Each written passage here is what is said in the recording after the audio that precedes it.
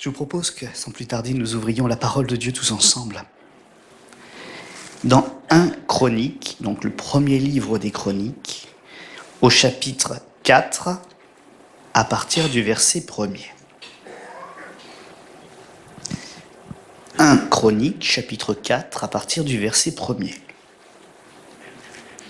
Fils de Juda, Péretz, Esron, Carmi, Our et Scobal. Réaja, fils de Scobal, engendra Jaka. Jaka engendra Akumai et Lahad. Ce sont les familles des Tsoréaciens. Voici les descendants du père d'Étam, Jisraël, Shishma, Jibbash. Le nom de leur sœur était Hatzelelponi. Pénuel était père de Guédor, et Ézer, père de Husha. Ce sont là les fils de Our, premier-né d'Ephrata, père de Bethléem. Ashur, père de Tekoa, eut deux femmes, Eléa et Nahara. Nahara lui enfanta à Kusam, Épher, Téméni, Achatani, Tari, Ce sont là les fils de Nahara, fils de Éléa, Tseret, Tsokar, Etnan. Koth engendra Anoub, Atsobeba et les familles d'Akarkel, fils d'Arum. Verset 9. Jébetz était plus considéré que ses frères. Sa mère lui donna le nom de Jébetz en disant « C'est parce que je l'ai enfanté avec douleur ». Jébetz invoqua le Dieu d'Israël en disant « Si tu me bénis et que tu étendes mes limites, si ta main est avec moi et si tu me préserves du malheur, en sorte que je ne sois pas dans la souffrance. » Et Dieu accorda ce qu'il avait demandé. Amen. Tout à l'heure, Violette disait qu'une des choses les plus importantes, c'est la famille. Ça tombe bien parce que j'aimerais parler un petit peu de ça aussi ce matin. Je vais en parler brièvement.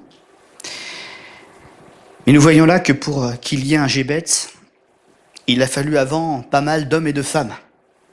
Toute une généalogie, chacun avec son histoire, chacun avec son combat, chacun avec ses souffrances, avec ses joies, ses réussites et ses échecs. Mais il y a un élément fondamental dans la lecture que nous avons faite, dans les 2 derniers versets qui nous parlent plus particulièrement donc de Jébetz. C'est une démarche qu'il a faite. Jébetz a prié Dieu. Il n'a pas prié le Dieu lointain que son père priait ou que son ancêtre priait. Il s'est tenu, lui, personnellement devant son Dieu. Et il a adressé sa prière. C'était pas une récitation, c'était pas quelque chose d'automatique. Il avait une souffrance et il a cru en Dieu. Il a dit à Dieu, il a répandu devant Dieu son mal-être, sa souffrance. Souffrance qu'il traînait depuis son origine. Le nom de Jébetz, c'est un nom qui signifie douleur, souffrance. Sa mère le lui a donné, parce que sa mère a souffert de sa naissance.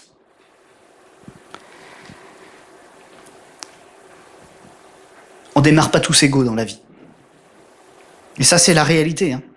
Certains vont naître, comme on dit, avec une cuillère en or ou en argent dans la bouche, là. Et d'autres, ils vont naître dans un bidonville avec 9, 10, 15 frères et sœurs, et parfois de pères ou de mères différentes. Et ils n'ont rien à eux. La vie n'est pas juste. Et ce sont, comme le disait Jean-Pierre tout à l'heure dans son message d'introduction à la scène, les conséquences d'un péché, ou du péché. Mais en Dieu, nous avons aussi le pouvoir de le vaincre maintenant. En Dieu, il n'y a pas de fatalité. C'est vrai qu'il y a des points de départ dans la vie qui sont difficiles. Il y a peut-être des années de combat, mais quand on rencontre Dieu, on a une solution. On a un nouveau point de départ, une nouvelle opportunité et une nouvelle vie qui peuvent s'offrir à nous. Si notre cœur est sincère, si nous voulons nous connecter à Dieu, si nous voulons entrer dans la volonté de Dieu et le connaître pour qui il est, tout est appelé à changer. C'est pas ça peut changer, c'est tout est appelé par Dieu à changer. Si on reprend un petit peu les premiers noms de la généalogie, on va pas tous les faire, je vous rassure, sinon on est encore là dans une semaine. Mais on voit que l'origine de ça, c'est l'un des 12 fils d'un patriarche de la Bible qui a donné naissance à 12 garçons et donc aux 12 tribus, Judas. Judas, c'est un fils que Jacob a vu avec sa femme Léa. Et vous savez que la naissance de Judas, elle a quelque chose de particulier. C'était une compétition entre deux sœurs mariées au même homme. Et elles se battaient pour attirer son amour. Dieu n'aime pas la polygamie, mais bon, des fois on lui demande pas son avis. Dieu s'est servi de cette difficulté pour en faire un grand projet.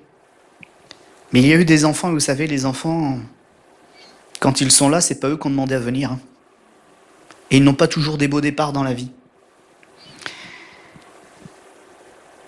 Judas va donc avoir différents enfants. Et puis il y a des noms qui sont cités comme ça dans cette généalogie. Péretz, qui signifie la brèche. C'est un fils de Judas avec Tamar, une femme qui s'est battue pour avoir un enfant. Parce qu'à cause de la condition dans laquelle elle était, personne n'avait voulu d'elle, même si les lois obligeaient. Est-ce qu'elle devienne la femme de quelqu'un, d'un membre de la famille, enfin de la tribu, vous voyez ? Alors j'aimerais me détacher un petit peu de cette image, parce que sinon on va aller dans des choses compliquées. Mais toutes les vies sont des combats. Venir à la vie, c'est un combat. Peut-être que ça peut être une meurtrissure pour une personne qui n'arrive pas à donner la vie non plus. Et je sais qu'il y a parmi nous des gens qui sont dans la souffrance, face à des situations comme celle-ci. La vie, pas la vie. J'aimerais qu'on prie, et ensuite je reprendrai le message, mais j'aimerais qu'on prie pour toutes les personnes qui sont dans cette situation. Situation de souffrance à cause de la stérilité. Situation de souffrance parce qu'à l'essence, elles n'étaient pas désirées, ces personnes, ou qu'elles ont été instrumentalisées. Avec mon épouse, on a eu l'occasion de croiser différentes situations familiales. Et dans 2 d'entre elles, on a croisé même des gens qui ont eu des enfants pour avoir de la main-d'œuvre gratuite dans leur entreprise. J'ai croisé aussi une jeune femme qui avait toujours été malheureuse, qui cherchait l'amour partout. Elle le faisait mal, mais il y avait une souffrance en elle qu'elle n'expliquait pas. Et un jour, on a appris que sa mère ne la voulait que pour avoir des organes, enfants, médicaments, pour soigner un fils malade qu'elle aimait plus qu'elle. C'est pas dans le monde seulement, c'est dans chacune de nos vies, chacun de nos foyers qu'il y a des souffrances. Alors je vous propose qu'on puisse incliner notre front un instant. Et je ne demanderai jamais de lever la main dans une telle situation. C'est notre intimité qui doit être préservée aussi. Mais on a le droit à la guérison. On a le droit à la visitation de Dieu. On a le droit que la prière, qui est là depuis longtemps, puisse s'accomplir.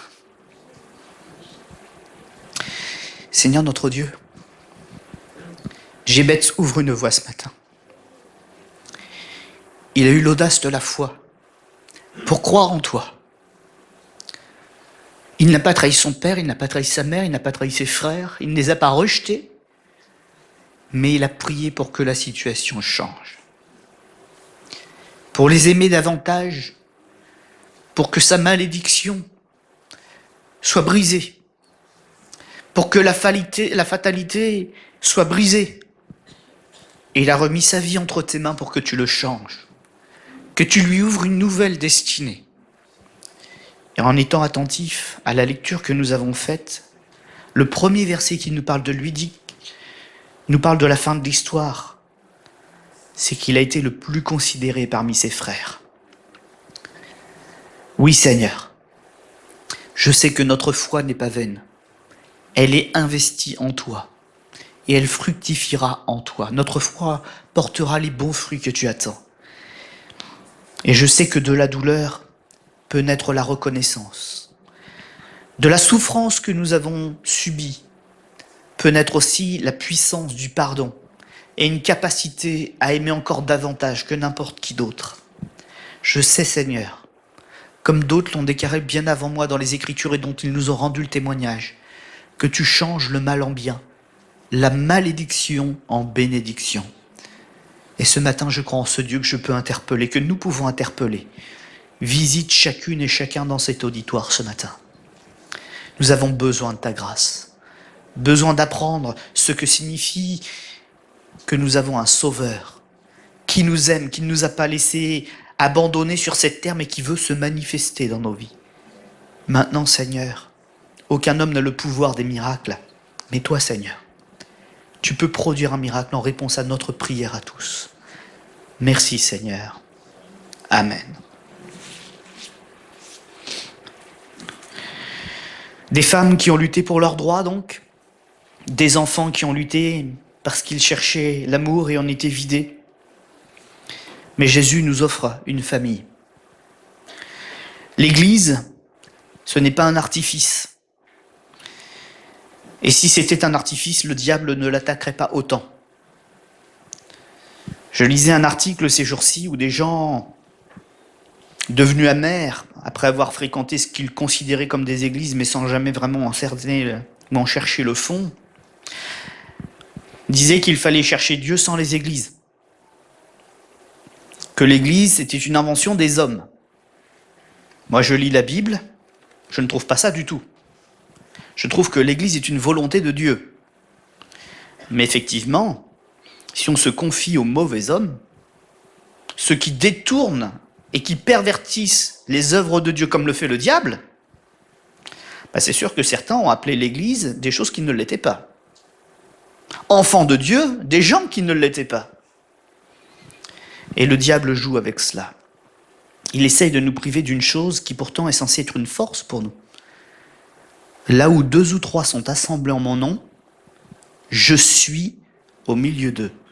Et on est bien d'accord que l'Église, c'est pas le bâtiment. C'est là où des gens qui veulent combattre se retrouvent. Autour de la parole de Dieu, en invoquant l'Éternel, pour que l'Éternel puisse envoyer sur eux leur bénédiction. Le diable essaye de nous mentir pour nous diviser, nous appauvrir et nous isoler. Si nous voulons de belles églises, arrêtons les critiques et travaillons à ce que l'église devienne belle. Et nous trouverons une belle église. Peretz a compris cela.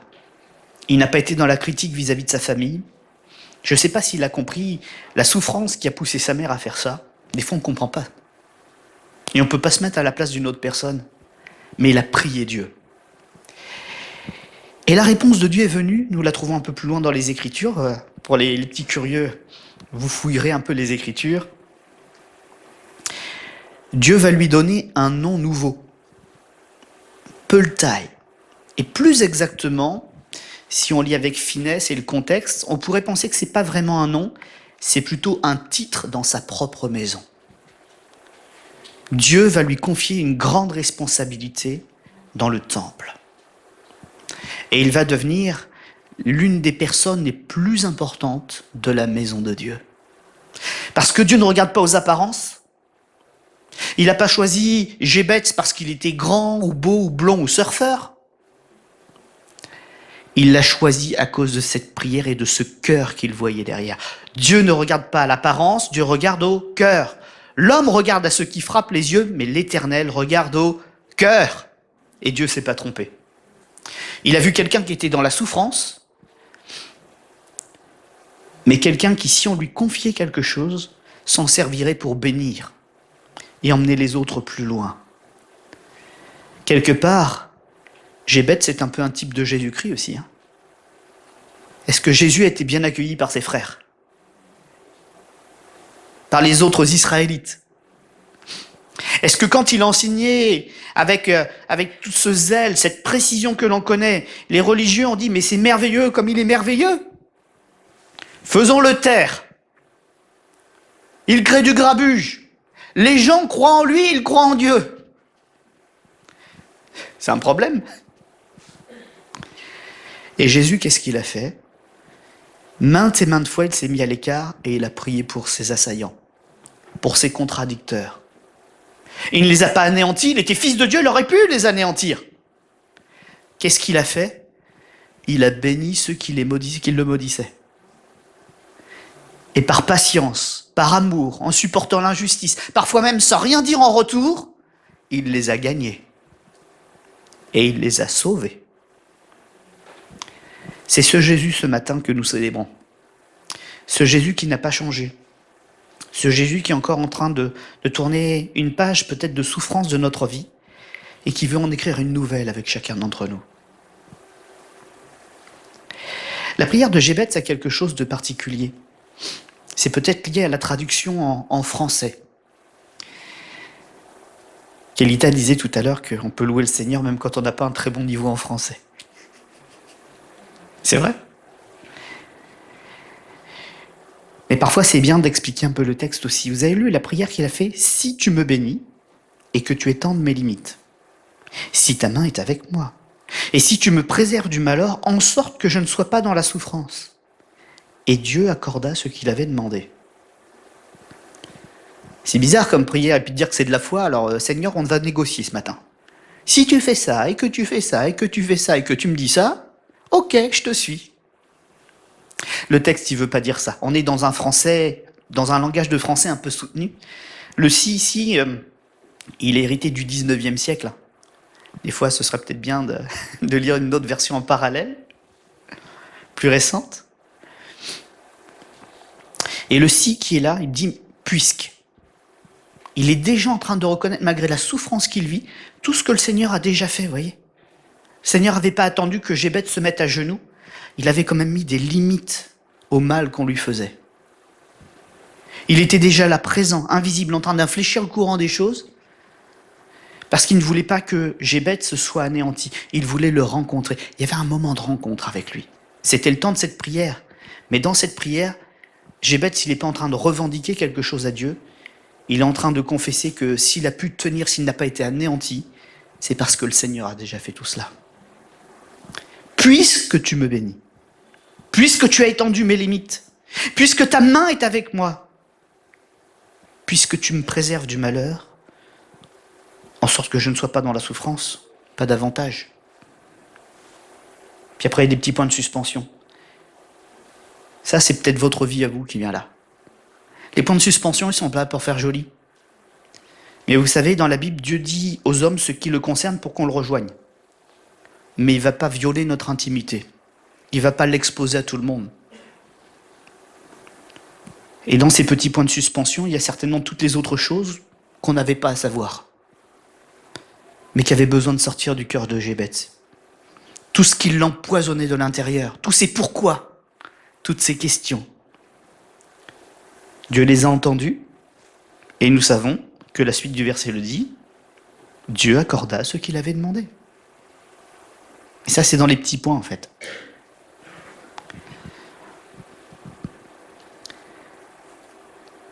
Ces jours-ci, je disais aux jeunes, et aux moins jeunes, parce que j'ai refait un message un peu similaire dans un autre cadre,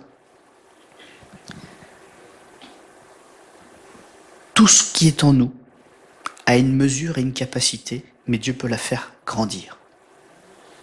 Il est promis que ta foi peut grandir. C'est une mesure, une capacité. Mais si tu le veux, elle grandira. Tu manques de volonté?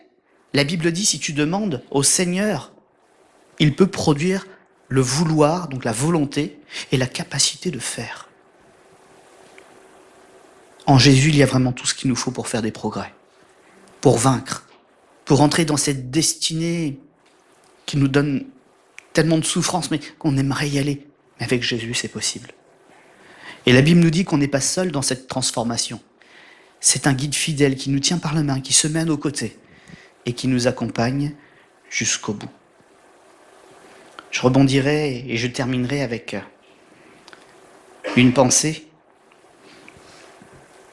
Dieu n'est pas venu appeler des justes, ni des gens en bonne santé. Il est venu chercher qui? Des pécheurs et des gens qui souffrent. C'est eux qui ont besoin d'un sauveur. Alors, même si on fait beaucoup d'efforts et que nous avons de la vertu, quand même le Seigneur ne s'attend pas à trouver des gens parfaits ici. Ni ici, ni à l'extérieur. Il nous connaît. Mais ce qu'il veut, ce sont des hommes et des femmes de foi prêts à le suivre. Qui confessent de leur bouche qu'il est Seigneur. Qui confessent de leur bouche qu'ils ont commis des erreurs, mais que Dieu est suffisamment grand pour leur pardonner. Et qui renoncent au péché. Jésus a fait une déclaration. Dieu, dans l'Ancien Testament, a fait une déclaration et Jésus l'a repris.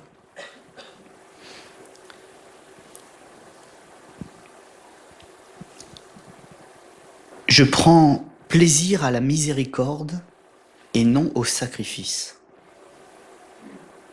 C'est une priorité pour Dieu. Apporter une offrande, apporter un sacrifice,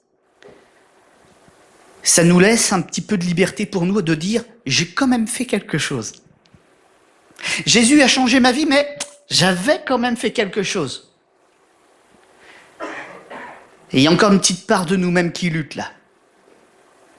Mais quand je n'ai vraiment plus rien, et qu'au lieu de dire j'ai quand même fait quelque chose, je viens solliciter la miséricorde de Dieu en disant « mais Seigneur, j'ai rien, je suis à genoux, je suis devant le mur, je suis brisé, je sais que j'ai péché. Et je peux rien y faire, j'ai rien à t'apporter pour changer quelque chose, j'en ai pas le pouvoir. » Dieu déclare « je prends plaisir à la miséricorde ». Et ce matin, Dieu attend pas ton offrande en fait. Il attend ta repentance, ton obéissance, ton écoute. Et il veut te prouver son amour. Il veut faire de toi ce qu'il a fait de Gébetz. Il veut t'élever un peu plus haut pour servir dans son peuple et le bénir. On va regarder notre foi un instant, et puis ensuite je céderai la place à deux de nos sœurs qui avaient aussi un sujet à nous partager ce matin. Seigneur notre Dieu, merci pour ta grâce, merci pour ta bonté. Puisses-tu, s'il te plaît, faire pour nous ce que tu as fait pour Gébetz. Jésus est le même hier, aujourd'hui, éternellement. Il ne change pas. Et il y a pourtant une déclaration de la Bible qui dit que même si on a connu les miracles et les exploits de Dieu dans le passé, même si nous connaissons les annonces qu'il fait aujourd'hui, nous serons encore toujours étonnés de ce qu'il fera demain. Nous n'avons pas fini de sonder la perfection et les merveilles de Dieu, l'étendue de son amour et de sa grâce, de sa patience en notre égard. Alors Seigneur, ce matin, que dire d'autre sinon étonne-nous encore. Pour notre part, nous renonçons au péché. Nous faisons les efforts que nous arrivons à faire, même s'ils sont imparfaits, mais en tout cas, notre cœur veut s'appliquer ce matin, à réjouir ton cœur. Nous voulons travailler avec toi, à avoir des cœurs bien disposés que tu peux utiliser et dont tu peux être fier. Nous ne t'apportons pas une offrande de perfection, mais nous t'apportons une prière sincère qui dit « Seigneur, nous avons fauté, mais nous voulons nous relever. Seigneur, nous t'avons parfois trahi, ignoré. Nous sommes passés à côté d'un frère, d'une sœur, sans rien dire. Nous avons créé une erreur, nous avons commis une erreur. Mais Seigneur, ce matin, pardon. Seigneur, ce que nous voulons, c'est que ta gloire soit là bien présente au milieu de nous dans ta maison. Ne fuis pas ta maison, mais sois présent avec nous, avec tes enfants. Nous ne sommes pas dignes, mais la Bible nous dit que si tu le veux, Seigneur, tu peux nous rendre dignes. Si tu le veux, tu peux nous guérir. Parce que toutes ces choses, tu es Dieu, tu peux le faire. Que le nom du Seigneur soit loué. Amen.